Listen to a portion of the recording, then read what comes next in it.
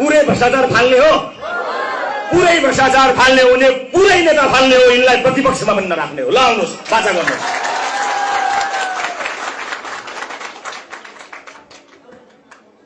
अब आउने निर्वाचनसम्ममा तपाईसँगको भेट कतिवटा हुन्छ मलाई थाहा छैन, हुन्छ कि हुन्न पनि थाहा छैन, तर मेरा कुरा यिनै हुन्।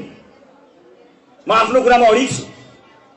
मैले टेलिभिजनमा कार्यक्रम चलाउँदाखेरिको पहिलो श्रृङ्खलामा बोलेका कुरा पनि यिनै हुन्। म आफ्नो कुराबाट डेग हल्लिएको छैन, तल माथि भएको छैन, 1 इन्च हल्लिएको छैन। तपाईँ कति पटक हल्लिनुभयो सम्झिनु होला। म अझै पनि राजनीतिमा सम्भवतः 10-15 वर्ष मात्र रहन्छु, 1 इन्च हल्लिनेवाला छैन। मेरो मुद्दा यही हो, म यही अडिएको छु। मलाई थाहा छ व्यवस्था परिवर्तन गरेर पनि भ्रष्ट नेता पालेको देश कहिल्यै लाग्दैन। पहिला भ्रष्ट नेता फाल्ने, भ्रष्टाचारी फाल्ने, एउटा ओडाको भ्रष्टाचारलाई ठिक गर्न सक्ने क्षमता हामीसँग छैन भने देशको भ्रष्टाचार हामी गर्न सक्दैनौँ। त्यसकारणले हामी त्यसका लागि योग्य मान्छे बोकेर जाने हो।